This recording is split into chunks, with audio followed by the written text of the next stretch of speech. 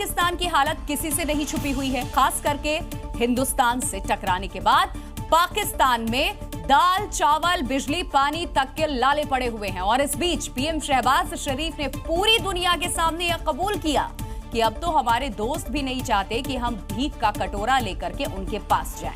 यानी कि शहबाज अब बुरी तरह से फंस चुके हैं।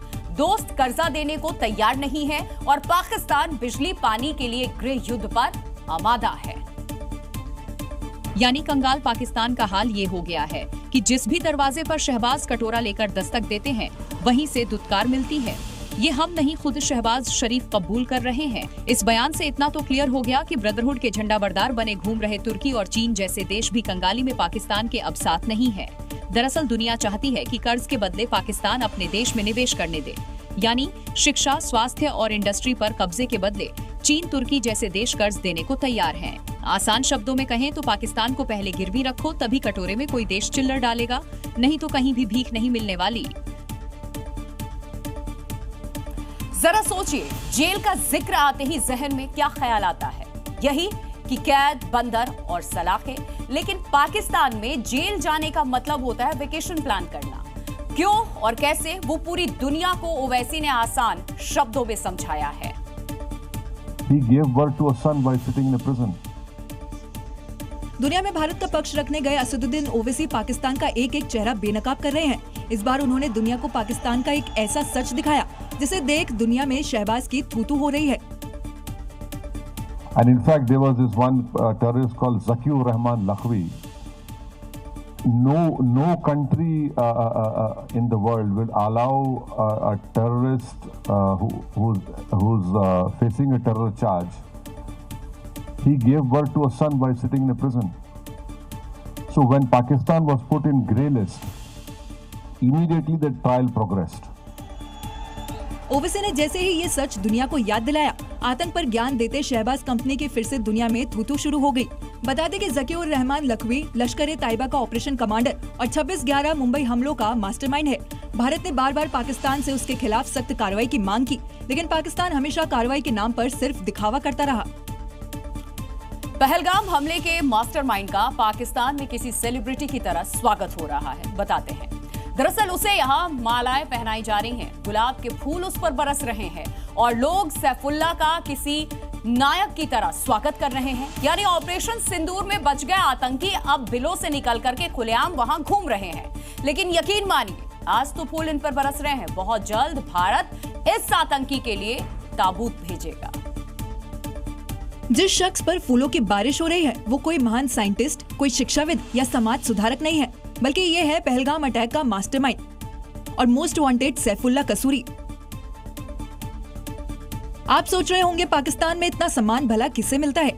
जाहिर सी बात है, आतंकवादियों को।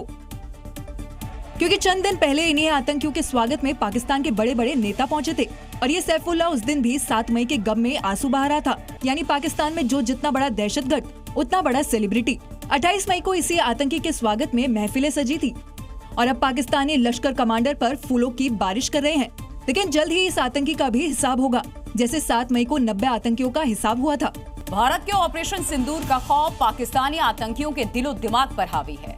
लश्कर-ए-तैयबा के आतंकवादियों की तो दिल की धड़कन इस कदर बढ़ गई है कि वो अब आतंकी शिविरों में मॉक ड्रिल और सीपीआर की ट्रेनिंग दे रहे हैं। वीडियो में ऊपर जो शख्स नजर आ रहा है वो है लश्कर का वित्त सचिव हारिस डार। सोशल मीडिया पर वायरल ये वीडियो लश्कर-ए-तैयबा द्वारा आयोजित मॉक ड्रिल का है, जिसमें जमीन पर पड़े एक शख्स को हार्ट अटैक से बचने और सीपीआर की ट्रेनिंग दी जा रही है।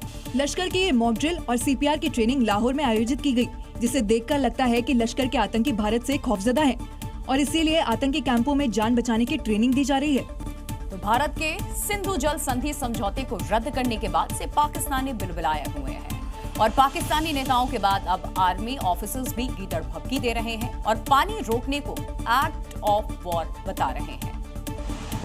सिंधु की जलधारा पाकिस्तान के खिलाफ वो हथियार साबित हुआ जिसने शहबाज एंड कंपनी को घुटनों पर ला दिया। पानी की कैसी किल्लत मची है ये तो आपने देख लिया। अब पाकिस्तानी अफसर कभी पानी वाली धमकी देखिए, यानी एक बार पिटे तो अभी तक संभल नहीं पाए और मियां मुनीर के प्यादे दूसरी बार पिटने की तैयारी करने लगे। पहलगाम में आतंकवादियों ने हिंदुओं को निशाना बनाया, हिंदुओं को डराने की कोशिश की, लेकिन जम्मू कश्मीर के हिंदुओं ने माता खीर भवानी यात्रा में शामिल होकर आतंक को करारा जवाब दिया। श्रद्धालु बिना डरे माता खीर भवानी यात्रा के लिए रवाना हुए। तूने मुझे बुलाया शेरवालिए, मैं आया शेरवालिए। माता के जयकारे और ये शब्द न केवल आस्था का प्रतीक है बल्कि पाकिस्तान और आतंकियों के मुंह पर करारा जवाब है जो अमन चैन को नुकसान पहुंचाना चाहते हैं। जयकारों और मंगल गीतों के बीच श्रद्धालुओं का पहला जत्था ऐतिहासिक खीर भवानी मंदिर के लिए रवाना हुआ। उत्साह जो है वो लगातार इन लोगों में बना हुआ है, बरकरार है। नाच गा कर माता रानी के भजन जो हैं वो यहाँ पर गा रहे हैं। और पहलगाम आतंकी हमले के बाद सुरक्षा चिंताएं जरूर बढ़ गई थी, लेकिन श्रद्धालुओं के हौसले और श्रद्धा में कोई कमी नहीं दिखी। हर चेहरा मुस्कान से भरा हुआ था और हर स्वर में विश्वास झलक रहा था कि आतंक अब उन्हें रोक नहीं सकता। मुझे कोई डर नहीं है, किसी वक्त मौत आ सकती है, कोई डर नहीं है। माता रानी ने बुलाया इसलिए हम जा रहे हैं। माता के प्रति से श्रद्धा और भक्तों का ये जोश आतंकवादियों के मुंह पर तमाचा है। ये तस्वीरें बता रही हैं कि कश्मीर घाटी के लोग सुरक्षित हैं। बिना किसी डर के श्रद्धालु माता के दर्शन के लिए रवाना हुए। उधर खीर भवानी मंदिर में भी सुरक्षा के पुख्ता इंतजाम किए गए। हर तरफ पुलिस के जवानों की तैनाती है। पश्चिम बंगाल में ममता दीदी की पुलिस दिन प्रतिदिन अनूठी मिसाल कायम कर रही है। बीजेपी नेता शुभेंदु अधिकारी ने सोशल मीडिया प्लेटफॉर्म एक्स पर एक वीडियो पोस्ट किया जिसमें बंगाल पुलिस जय श्री राम बोलने वालों को धमका रही है।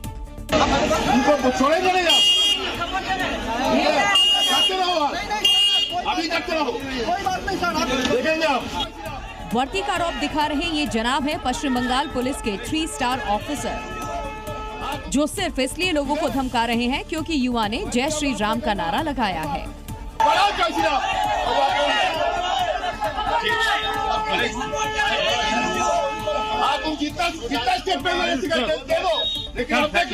पुलिस वाला इतने रौब में है कि वो लगातार शख्स को देख लेने की धमकी दे रहा है। उसे इस बात की भी चिंता नहीं है कि कैमरे में उसकी धमकियां कैद हो रही हैं। करते रहो, अभी एक्शन तो रात में दिखाएंगे आप, ठीक है? रात में करना मेरा साथ। इस वीडियो को लेकर बीजेपी नेता शुभेंदु अधिकारी ने एक्स पोस्ट में जो दावा किया है उसके मुताबिक टीएमसी के एक नेता ने एक पुलिस अधिकारी की मां और पत्नी पर अभद्र टिप्पणी की, लेकिन बंगाल पुलिस चुप रही और नेता को बिना किसी पुलिस हस्तक्षेप के छोड़ दिया गया। जब कुछ लोगों ने जय श्री राम का नारा लगाया तो ममता दीदी की पुलिस का पारा चढ़ गया और देख लेने की धमकी देने लगी। शुभेंदु अधिकारी के इस वीडियो पोस्ट से ममता दीदी की पुलिस एक बार फिर कटघरे में है। ऐसे में देखना दिलचस्प होगा कि धमकीबाज पुलिस ऑफिसर पर क्या एक्शन होगा। पश्चिम बंगाल में 2026 के चुनाव के लिए सियासी जमीन अभी से तैयार हो चुकी है। बीजेपी और टीएमसी में जबरदस्त जुबानी जंग छिड़ी हुई है और इसी के तहत केंद्रीय गृह मंत्री अमित शाह ने रविवार को कोलकाता से हुंकार भरी। गृह मंत्री अमित शाह रविवार को कोलकाता पहुंचे और चुनावी तैयारियों को जमकर धार दी। नेताजी इंडोर स्टेडियम में बीजेपी कार्यकर्ताओं को संबोधित करते हुए शाह ने ममता सरकार को घेरा और बांग्लादेशी घुसपैठ के मुद्दे पर दीदी को रोकनी है या नहीं रोकनी है, कटघरे में खड़ा कर दिया। बंगाल का चुनाव देश की सुरक्षा के साथ जुड़ा हुआ चुनाव, क्योंकि ममता बनर्जी ने हमारे देश की सीमाओं को बांग्लादेशियों के लिए खुला कर दिया। इनके आशीर्वाद से घुसपैठ हो रही है। अमित शाह का पश्चिम बंगाल दौरा 2026 विधानसभा चुनाव की रणनीति के लिए बेहद अहम माना जा रहा है। बीजेपी इसे ऑपरेशन बंगाल का आगाज बता रही है और इसीलिए शाह ने भी ऑपरेशन सिंदूर के बहाने ममता सरकार की धज्जियां उड़ा दी। मुस्लिम वोट बैंक को खुश करने के लिए ममता दीदी आपने ऑपरेशन सिंदूर का भी विरोध किया। आज संकल्प कर जाइए कि 2026 में ये ममता बनर्जी की सरकार को मूल समेत उखाड़ कर हम फेंक देंगे। इस दौरे के जरिए अमित शाह बंगाल की सियासी जमीन को फिर से साधने की कोशिश कर रहे हैं, क्योंकि इस बार बीजेपी का एजेंडा क्लियर है। 2026 में पश्चिम बंगाल से ममता सरकार को मूल समेत उखाड़ फेंकना। बिहार की पॉलिटिक्स के चिराग दाव से भोजपुरी लैंड का सियासी पारा हाई हो गया है। दरअसल एक तरफ चिराग के चुनाव लड़ने के ऐलान से नीतीश सहित एनडीए खेमे में गजब की हलचल हो रही है, वहीं दूसरी तरफ बिहार में इकलौता युवा फेस बने तेजस्वी यादव के लिए भी जबरदस्त चैलेंज मिला है उन्हें।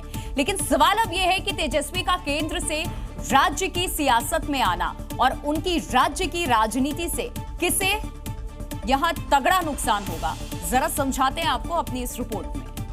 मेरा छोटा भाई चिराग पासवान, जल्द मैं बिहार आना चाहता हूं और मैं बिहार आऊंगा। मोदी ने तारीफ की, चिराग ने वादा किया और चुनाव आते ही रामविलास की विरासत संभलाने बिहार का चिराग बनकर चिराग पासवान लौट आए। इसका ऐलान करते हुए अरुण भारती ने लिखा, इस बार चिराग पासवान जी बिहार विधानसभा के चुनाव में किसी आरक्षित सीट से नहीं बल्कि एक सामान्य सीट से चुनाव लड़े। चिराग पासवान अब सिर्फ एक समुदाय की नहीं पूरे बिहार की उम्मीद है। यानी बिहार की राजनीति में चिराग की एंट्री से कई समीकरण बनेंगे तो कई गुणा गणित बिगड़ेंगे भी। सबसे पहले बात नीतीश की करें तो 2025 के बाद नीतीश हो सकता है रिटायर हों, लिहाजा चिराग बिहार में एनडीए का चेहरा बन सकते हैं। वहीं तेजस्वी के लिए चुनौती ये है कि अब तक वो इकलौता युवा चेहरा थे, लेकिन चिराग की एंट्री से बिहार को एक और युवा चेहरा मिल गया। वहीं सामान्य सीट से चुनाव लड़ने का फैसला भी बड़ा दांव माना जा रहा है। इससे पूरे बिहार में ये संदेश जाएगा कि चिराग किसी जाति के नेता नहीं बल्कि जातिगत समीकरण के बाहर भी उनका क्रेज है। वैसे भी बिहार फर्स्ट, बिहारी फर्स्ट का नारा बुलंद करने वाले चिराग पासवान ने अपने बिहार लौटने का ऐलान पहले ही कर चुके थे। अब तो बस औपचारिकता बाकी है। और आरजेडी से बाहर, घर से भी दूर, लेकिन तेज प्रताप यादव चुप नहीं है। एक बार फिर उन्होंने सोशल मीडिया पर दिल की अपनी बात कही और पार्टी में मौजूद जयचंद का जिक्र भी किया। मतलब शब्द कम लेकिन इशारा बड़ा साफ है। तेज प्रताप यादव आरजेडी सुप्रीमो लालू प्रसाद यादव के बड़े बेटे हैं, लेकिन आज पार्टी से बाहर हैं और परिवार से भी दूर। ऐसे में उनका एक नया सोशल मीडिया पोस्ट सामने आया जो जितना भावुक है उतना ही सियासी भी। सोशल मीडिया एक्स पर किए पोस्ट में तेज प्रताप ने लिखा, मेरे प्यारे मम्मी पापा, मेरी सारी दुनिया बस आप दोनों में ही समाई है। आप हैं तो सब कुछ है मेरे पास। मुझे सिर्फ आपका विश्वास और प्यार चाहिए, ना कि कुछ और। पापा आप नहीं होते तो ना ये पार्टी होती और ना मेरे साथ राजनीति करने वाले कुछ जयचंद जैसे लालची लोग। इतना ही नहीं, तेज प्रताप यादव ने एक और पोस्ट किया जिसमें उन्होंने अपने भाई तेजस्वी यादव को अर्जुन कहते हुए कहा कि वो जल्द ही पूरी साजिश को बेनकाब करेंगे। मेरे अर्जुन से मुझे अलग करने का सपना देखने वालों, तुम कभी अपनी साजिशों में सफल नहीं हो सकोगे। कृष्ण की सेना तो तुम ले सकते हो, लेकिन खुद कृष्ण को नहीं। हर साजिश को जल्द बेनकाब करूंगा। तो ऐसे में अब सवाल उठ रहा है कि आखिर कौन वो जयचंद है जिसकी वजह से तेज प्रताप यादव पर कार्रवाई हुई। क्या कोई पार्टी का बड़ा नेता या परिवार के अंदर कोई ऐसा शख्स जिसने तेज प्रताप के खिलाफ साजिश रची? यूपी में ट्रेन पलटने की साजिश की गई, हालांकि वो नाकाम भी हो गई। दरअसल शामली में रेलवे ट्रैक पर लोहे और सीमेंट का बड़ा पाइप रख दिया गया था, लेकिन लोको ड्राइवर ने समय रहते इसे देख लिया और बड़ा हादसा होने से रोक लिया गया। रेलवे ट्रैक पर लोहे का पाइप और अब देखिए सीमेंट का पाइप। इतना ही नहीं, जगह जगह रखे पत्थर। तस्वीरें शामली में दिल्ली सहारनपुर रेलवे मार्ग की है और कहानी एक ऐसी साजिश की है जो अगर कामयाब हो जाती तो कई जिंदगियों को लील सकती थी। बीती रात दिल्ली से सहारनपुर जा रही ट्रेन जैसे ही शामली के पास पहुंची, ट्रैक पर एक भारी भरकम पाइप रखा मिला जो ट्रेन को पटरी से उतार सकता था अगर ड्राइवर की वक्त रहते नजर न पड़ती, और बड़ा हादसा टल गया। इसके बाद रेलवे और आरपीएफ को सूचना दी गई, जिसके बाद कर्मचारी और अधिकारी मौके पर पहुंचे और उन्होंने मौके से ट्रैक पर रखे पाइप और पत्थरों को हटाया और पूरे ट्रैक के निरीक्षण के बाद फिर ट्रेन को रवाना किया।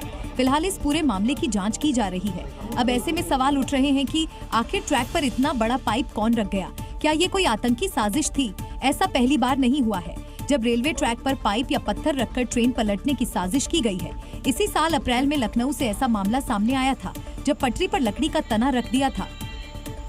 गर्मियों में एसी की हवा सबसे ज्यादा राहत और सुकून देती है लोगों को, लेकिन आप सावधान हो जाइए क्योंकि लापरवाही की तो एसी आपकी जान भी ले सकता है।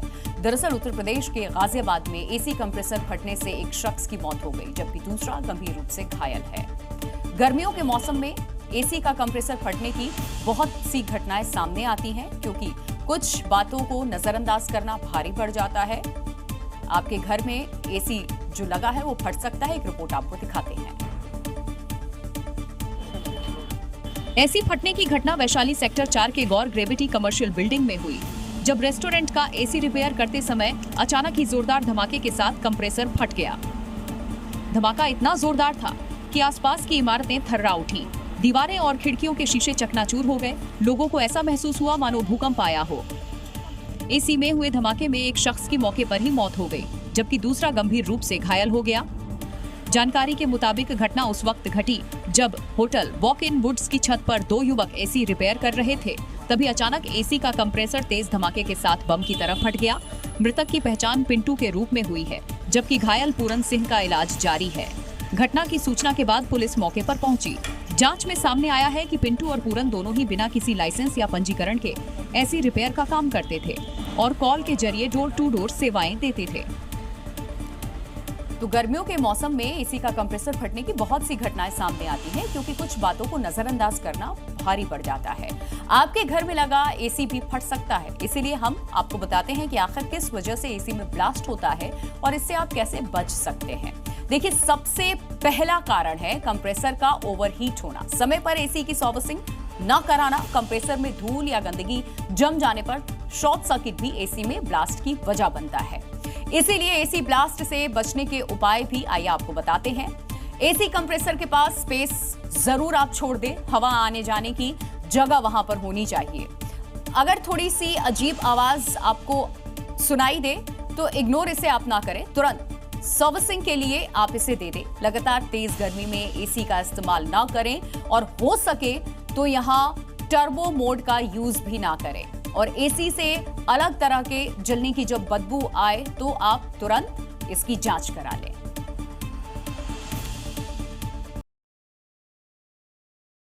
और इस वक्त सबसे बड़ी खबर आ रही है रूस से, जहां यूक्रेन ने रूस पर बड़ा ड्रोन अटैक किया।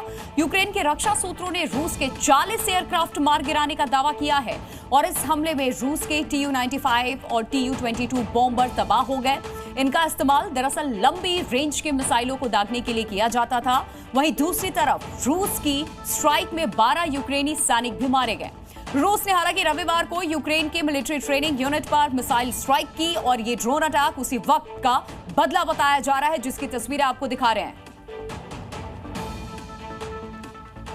अब 2 तस्वीर हम आपको दिखा रहे हैं, जरा ये 2 तस्वीरें देखिए। जब रूस ने यूक्रेन के ट्रेनिंग कैंप पर अटैक किया था और उसमें यूक्रेन के 12 सैनिक मारे गए थे, और दोनों देशों की तरफ से इतने बड़े हमले तब हो रहे हैं जब शांति वार्ता के लिए यूक्रेनी डेलीगेशन तुर्की के इस्तांबुल रवाना होने वाला है। यानी कि इन हमलों के बाद दोनों देशों के बीच में सीधे तौर पर शांति वार्ता की कोशिशें बेकार भी हो सकती हैं, जिस तरह की तबाही इन तस्वीरों में नजर आ रही है। बकरी ईद पर इस बार ऐसी बहस छिड़ी है जो कुर्बानी के तरीकों को बदलने की मांग से जुड़ी हुई है। वहीं अब समाजवादी पार्टी के विधायक कह रहे हैं कि बकरी ईद पर इतनी दिक्कत आखिर क्यों हो रही है। अबू आजमी को ईद की लड़ाई में गणेश उत्सव और कांवड़ की याद आ गई। अबू आजमी का बयान आग में घी डालने जैसा है, क्योंकि वो बोल रहे हैं कांवड़ यात्रा पर 1 महीने और गणेश उत्सव पर भी सड़क बंद रहती है, तब क्यों कुछ नहीं कहते। कांवड़िया लोग जो लेके चलते, कहाँ लेके चलते हैं? सड़क पे लेके चलते हैं। हमने तो माना नहीं किया। 1 महीना चलता है, पूरा सड़क जाम रहती है। मैं पूछूं गणपति आती है तो कहाँ बिठाई जाती है?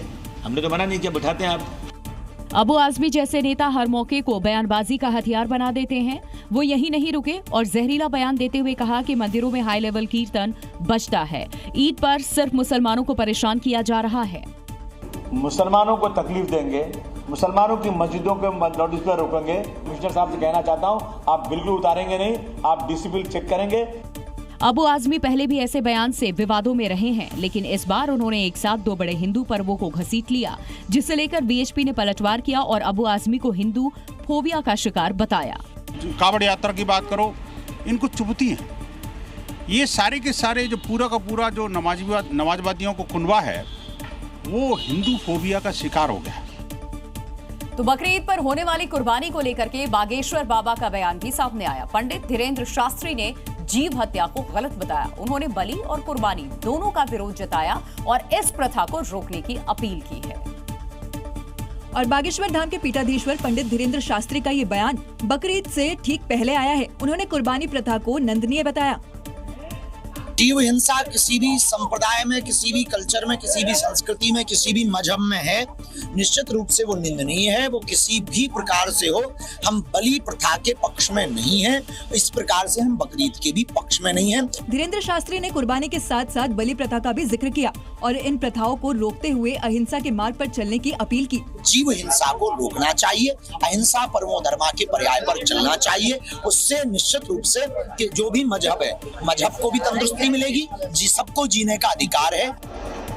बकरीद 7 जून को मनाई जाएगी। जहां एक तरफ मुस्लिम समुदाय बकरीद की तैयारियों में जुटा है, वहीं इस त्योहार और कुर्बानी की प्रथा को लेकर धीरेन्द्र शास्त्री का बयान चर्चा का विषय बन गया है। और एमपी के भोपाल में कुछ दिनों से लव जिहाद को लेकर के सियासत गरमाई है। और इस बीच भोपाल के एक जिम को हिंदू संगठनों ने मुस्लिम ट्रेनर्स नहीं रखने की चेतावनी दी। हिंदू संगठनों ने जिम संचालक से मुस्लिम ट्रेनर्स की जानकारी भी मांगी है। हिंदूवादी संगठन के लोग पुलिस के साथ जिम में एंट्री करते हैं और जिम में मौजूद ट्रेनर्स के नाम पूछने लगते हैं। बताइए आप मुझे दिक्कत हो रही किस तरीके से?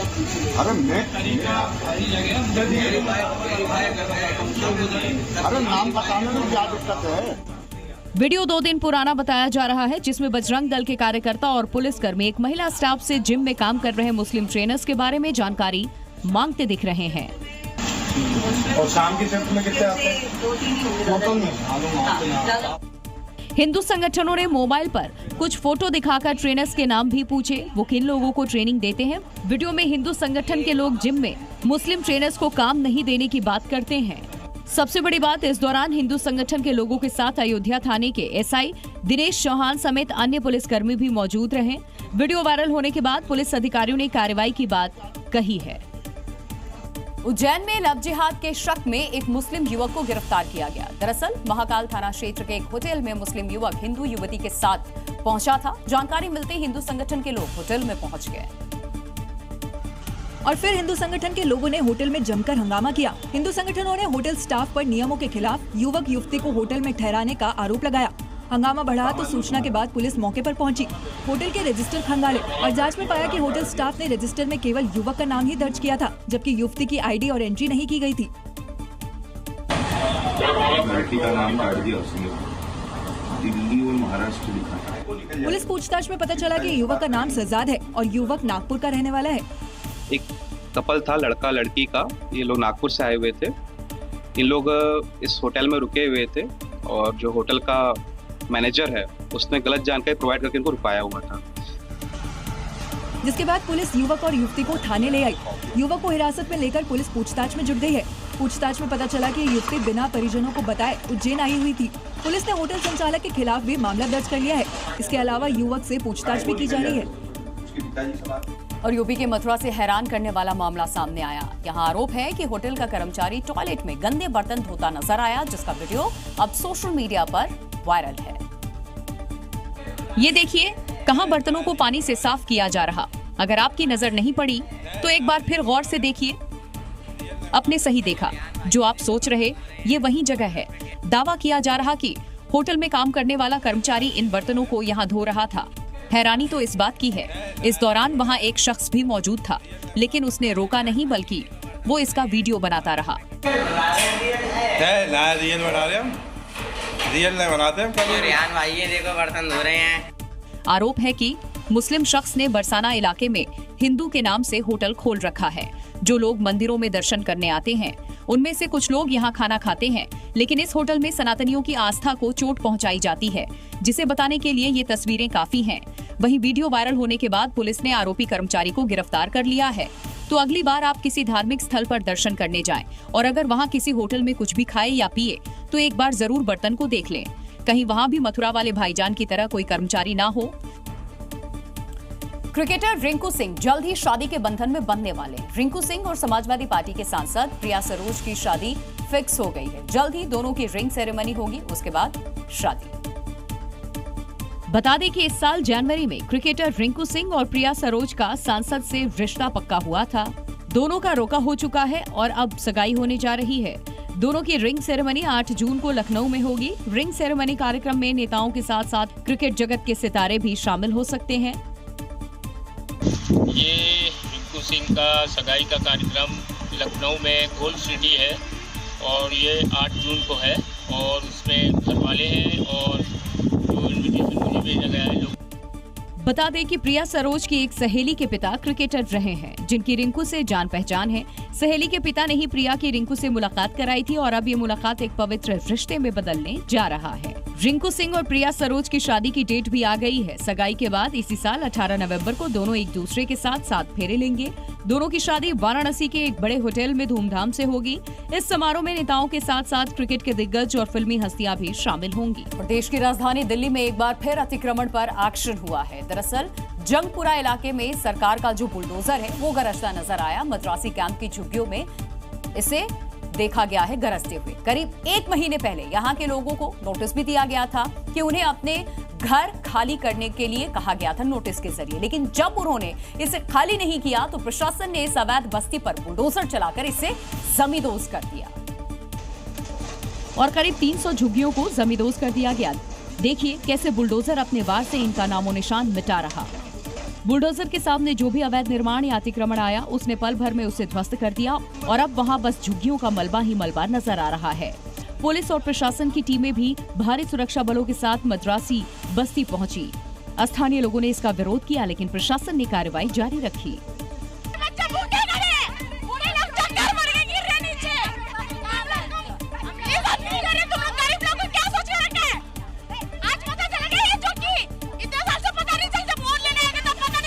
मौके पर जेसीबी मशीनों और बुलडोजरों को तैनात किया गया था। लोगों को अपनी झुग्गियों से सामान निकालते और बचाने की कोशिश करते देखा गया। डीडीए के अधिकारियों की देखरेख में बुलडोजर की कार्रवाई की गई।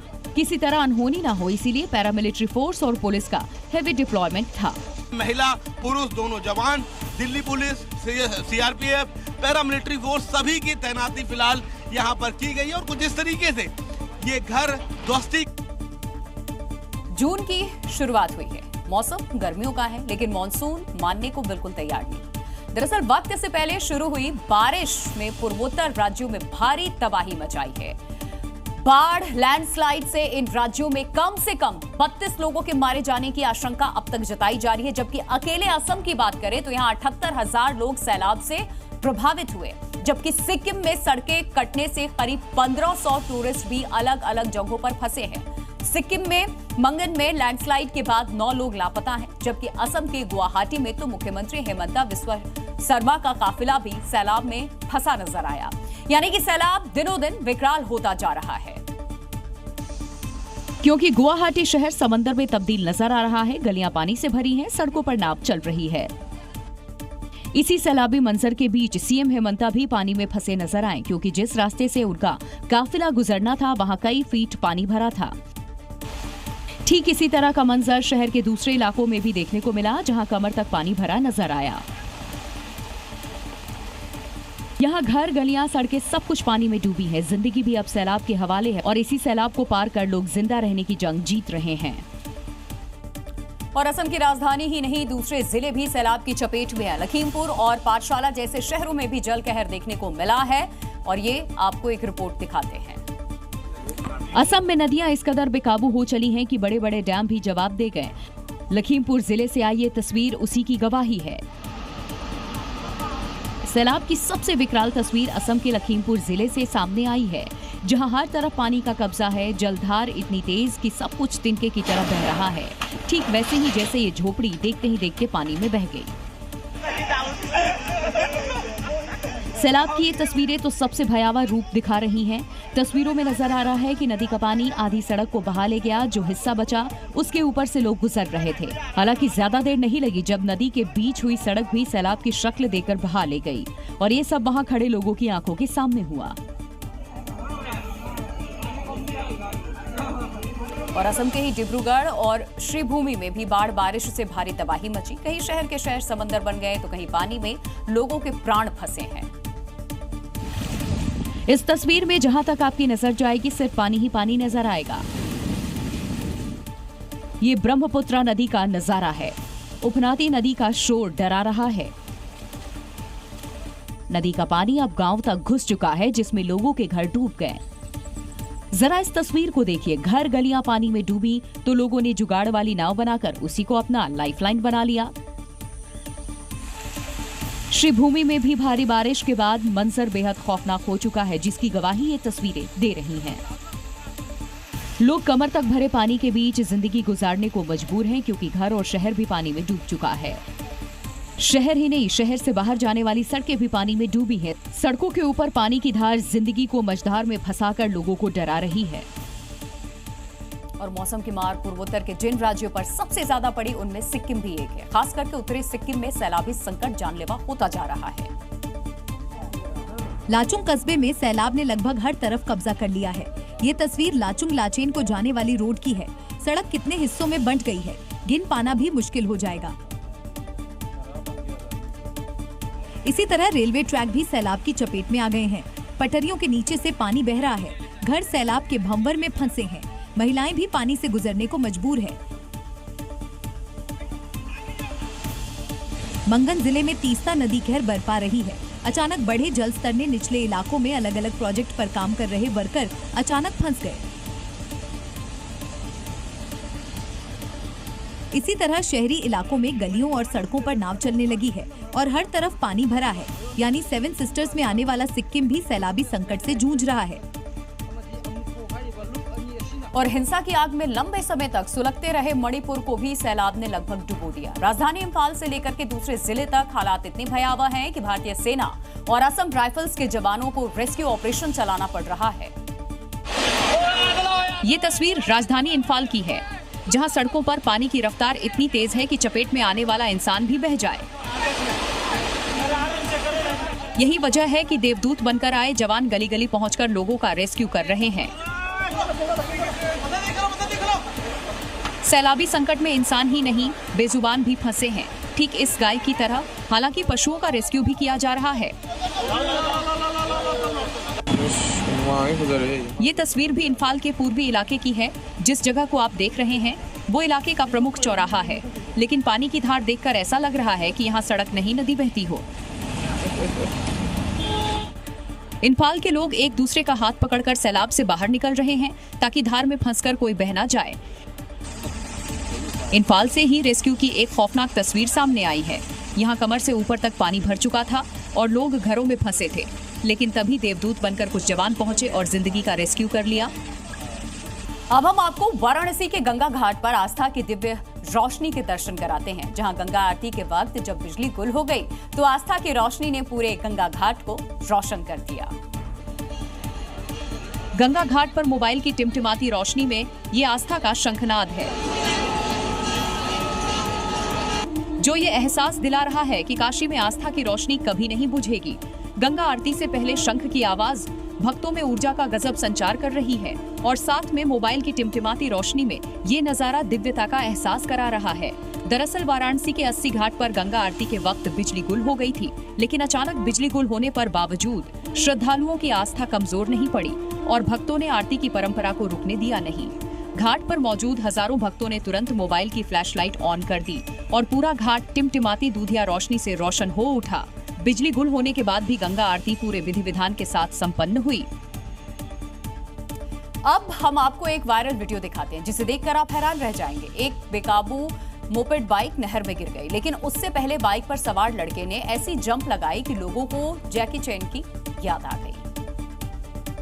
ये देखिए, खाली सड़क पर एक कार चली आ रही है, तभी अचानक एक मोपेड बाइक नजर आई जिस पर 3 लोग सवार थे। सीन में तेजी से एंट्री मारने वाली ये मोपेड बाइक सीधी नहर में जा गिरी, लेकिन उससे चंद सेकंड पहले सबसे पीछे बैठा लड़का जैकी चैन की तरह कूदा और नहर की पुलिया से लगे रेलिंग पर झूल गया और बाइक 2 लोगों को लेकर सीधा नहर के अंदर। अब वीडियो दूसरे एंगल से देखिए। मोपेड बाइक तेजी से आई और चंद सेकंड में नहर में जा गिरी, लेकिन जितनी तेजी से बाइक नहर में गिरी उससे भी ज्यादा तेज ये लड़का बाइक से कूदा और रेलिंग पर झूल गया। यानी बिल्कुल वैसा जैसा फिल्मों में एक्शन मास्टर जैकी चैन करते हैं।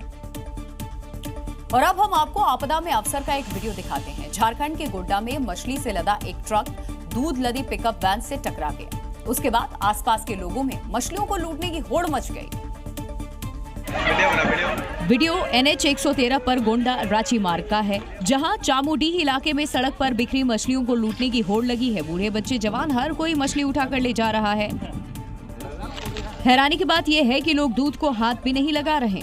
जानकारी के मुताबिक मछली लदा मिनी ट्रक और मिल्क वैन की आमने सामने की टक्कर हो गई। टक्कर के बाद दोनों गाड़ियां पलट गई और मछली के सभी क्रेट सड़क पर बिखर गए, जिसमें से मछलियां भी रोड पर फैल गईं। ये देखकर आसपास के सैकड़ों ग्रामीण मौके पर पहुंचे और मछलियों को लूटकर चंपत हो गए। और तो और किसी ने भी घायल ड्राइवर की मदद भी नहीं की। पुलिस के पहुंचने से पहले ही मैदान साफ हो चुका था। फिलहाल पुलिस ने दोनों घायल ड्राइवर्स को इलाज के लिए अस्पताल भिजवाया। लेकिन मछली लूटने का ये वीडियो आपदा में अवसर तलाशने का सबसे बड़ा सबूत है।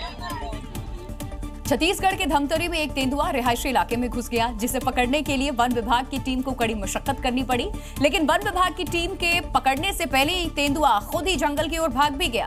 करीब 1 घंटे तक तेंदुआ एक गोदाम के भीतर छिपा रहा, जिसके कारण लोग डरे हुए थे, अपने घरों में कैद थे। बाद में तेंदुआ खुद ही गोदाम से बाहर निकला और जंगल की ओर निकल गया। वन विभाग की टीम भी मौके पर हालांकि पहुंची, लेकिन तब तक तेंदुआ गांव छोड़कर जा चुका था और घटना के बाद गांव में दहशत का माहौल था। राजस्थान के चित्तौड़गढ़ में सांवलिया सेठ मंदिर में भक्तों ने फिर नया इतिहास रच दिया। भगवान के दरबार में भक्तों ने सब कुछ न्यौछावर कर दिया। अब जब मंदिर का खजाना खुला, उसमें दान भर भर कर निकला है। ये कोई कूड़े का ढेर नहीं, बल्कि मंदिर के खजाने से निकले रुपए हैं, जिसे सांवलिया सेठ मंदिर में आने वाले भक्तों ने दिल खोल कर दिया। देखिए कैसे मंदिर के कर्मचारी इन रुपयों को इकट्ठा कर रहे, वहीं कुछ इन रुपयों को गिन भी रहे हैं। इस दौरान मंदिर प्रशासन और पुलिस की टीमें भी मौजूद रहीं। मंदिर की दान पेटियों से निकली आस्था की ऐसी गवाही कि देखने वाले देखते रह गए। नोट, गहने और सोने चांदी की चमक। दरअसल 26 मई को मंदिर का भंडार खोल दिया गया था और जब गिनती पूरी हुई तो करीब 26 करोड़ 77 लाख रुपए, नगद 727 ग्राम सोना और 130 किलो से ज्यादा चांदी का चढ़ावा निकला।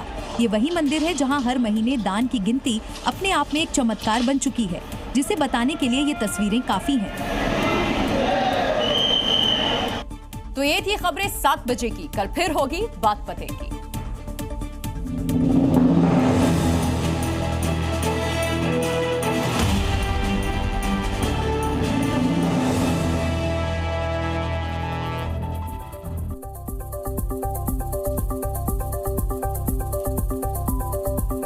नमस्कार, देशहित में आपका बहुत बहुत स्वागत है। आपके साथ मैं हूं राम मोहन शर्मा। देशहित की 4 बड़ी स्टोरी कौन सी होंगी, सबसे पहले आपको बताता हूं।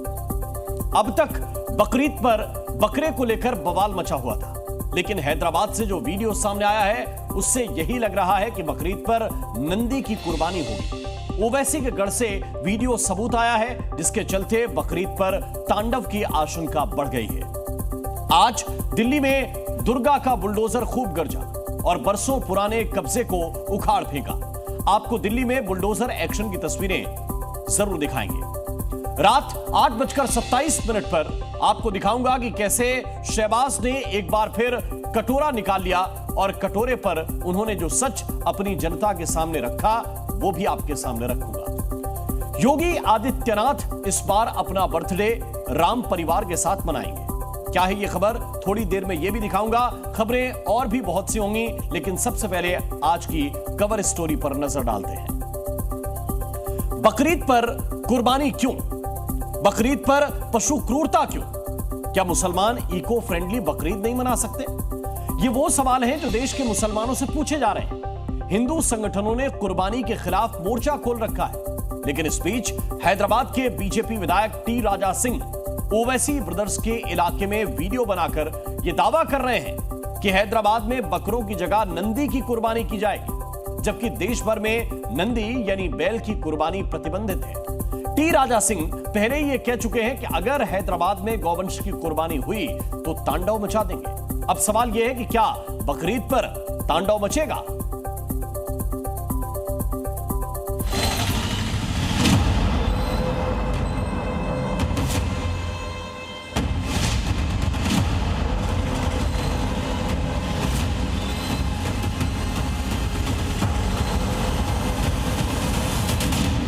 भगवान, जिसको हम भगवान कहते हैं और ये लोग बैल कहते हैं, किस तरह से बकरीद के दिन काटने के लिए खुलेआम रोड पर बेचा जा रहा है। 1, 2, 3, 4 गिनते जाइए। लग रहा है सड़क पर बैलों का मेला लगा है। गली गली में बैल बांध रखे हैं। जिधर नजर घुमाइए बैल ही बैल दिखाई दे रहे हैं।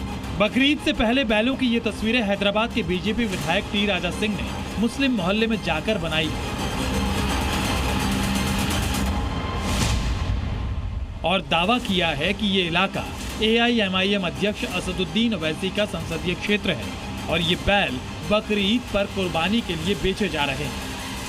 7 जून के दिन हजारों की लाखों की संख्या में हैदराबाद पार्लियामेंट क्षेत्र में, जहाँ का सांसद असदुद्दीन ओवैसी है और उसी का भाई अकबरुद्दीन ओवैसी विधायक है, इन्हीं के विधानसभाओं में, इन्हीं के डिवीज़न में किस प्रकार से जो खेती में काम आने वाले बहुत ही सुंदर अच्छे हेल्दी नंदी भगवान, जिसको हम भगवान कहते हैं और ये लोग बैल कहते हैं, किस तरह से बकरीद के दिन काटने के लिए खुलेआम रोड पर बेचा जा रहा है। बकरीद पर दी जाने वाली कुर्बानी को लेकर देश में बहस छिड़ी है। हिंदू संगठन कुर्बानी का विरोध कर रहे हैं। हैदराबाद से विधायक टी राजा सिंह ने भी बकरीद से पहले कुर्बानी के खिलाफ अभियान छेड़ दिया है। एक दिन पहले टी राजा ने दावा किया था कि ओवैसी के इलाके में प्रतिबंधित जानवरों की कुर्बानी दी जा रही है। अब इसका सबूत भी टी राजा सिंह ने दिखा दिया है। इन तस्वीरों को कैमरे में कैद करने के लिए टी राजा सिंह खुद बुलेट लेकर ओवैसी ब्रदर्स के इलाके में निकल गए। उनकी बुलेट सड़क पर दौड़ती रही और बैलों की तस्वीरें कैप्चर होती रही। उन्होंने अलग अलग दुकानों और जगहों पर घूमकर दिखाया भी कि कैसे खुलेआम सड़कों पर बैल और गायें बंधी हुई हैं। उनके दावे के मुताबिक बकरीद के दिन काटने के लिए इनकी यहाँ मंडी लगी है। नंदी भगवान, जिसको हम भगवान कहते हैं और ये लोग बैल कहते हैं, किस तरह से बकरीद के दिन काटने के लिए खुलेआम रोड पर बेचा जा रहा है। टी राजा सिंह ने हैदराबाद में बैल और गाय बेचने का रियलिटी चेक किया तो जी मीडिया की टीम देश के अलग अलग शहरों की पशु मंडियों में पहुंची। ये लखनऊ का चौक मंडी इलाका है। यहाँ सिर्फ बकरे बिक रहे हैं। योगी के डर से यहाँ किसी ने भी कुर्बानी के लिए गौवंश बेचने की हिम्मत नहीं की। हम लखनऊ के चौक मंडी में आए हुए हैं। आपको मैं सबसे पहले यहाँ की तस्वीर दिखाऊं। देखिए, ये बकरा मंडी है चौक की, काफ़ी बड़ी लगती है। यहाँ पर आपको मैं तस्वीर दिखाऊं तो देखिए, सिर्फ चारों तरफ बकरा यहाँ पे दिख रहा है, जो कि 7 जून को बकरीद के समय इनको यहाँ पे काटा जाएगा। आप तस्वीर देखिए पूरे चारों तरफ। लखनऊ में तो सिर्फ बकरे बिक रहे हैं। अब आपको लेकर चलते हैं देश की राजधानी दिल्ली। यहाँ भी देखिए, बकरों की मंडी लगी है। दिल्ली में जगह जगह बकरों की लेकर मंडियाँ सजी हुई हैं। इस वक्त हम नॉर्थ ईस्ट डिस्ट्रिक्ट दिल्ली के जाफराबाद इलाके में मौजूद है और आप यहाँ देख सकते हैं, यहाँ पर देश भर के अलग अलग ज़िलों से लाए हुए बकरे हैं, जिन्हें खरीदने के लिए परिवार के साथ लोग आ रहे हैं और बकरों को खरीद कर लेकर भी जा रहे हैं। दिल्ली में भी सिर्फ बकरे यहाँ बेचे जा रहे हैं। यहाँ गाय और बैल बिकते हुए नहीं दिखे। मुंबई के पशु मार्केट का रियलिटी चेक जी न्यूज़ ने किया। वहाँ क्या मिला, देखिए। इस वक्त मैं मुंबई के देवनार बकरा मार्केट में मौजूद हूँ और यहाँ पर जो है जी मीडिया की टीम ने भी एक रियलिटी चेक किया है और यहाँ पर फिलहाल जो है नियमों का पालन हो रहा है और महाराष्ट्र सरकार के तरफ से जो नियम बनाए गए थे उसके तहत फिलहाल यहाँ पर अगर आप तस्वीरों में देखेंगे तो सिर्फ जो है बकरे ही बकरे आपको हर जगह जो है नज़र आएंगे। ऐसे में कहीं पर भी कोई दूसरा जानवर जो है नहीं है। कुर्बानी के लिए लोग जो है बकरा यहाँ से ले जा रहे हैं। मुंबई में भी सिर्फ बकरों के अलावा दूसरा कोई जानवर बिकता हुआ नहीं दिखा। सिर्फ हैदराबाद में मुस्लिम मोहल्ले में बैल बिकते हुए दिख रहे हैं। 7 जून को ईद है। उस दिन मुसलमान बकरों की कुर्बानी देते हैं। टी राजा के मुताबिक गाय और बैल भी उस दिन काटे जाते हैं। इस दावे के बाद इस बहस को और विस्तार मिल गया है कि बकरीद पर जानवर की कुर्बानी क्यों। जी न्यूज़।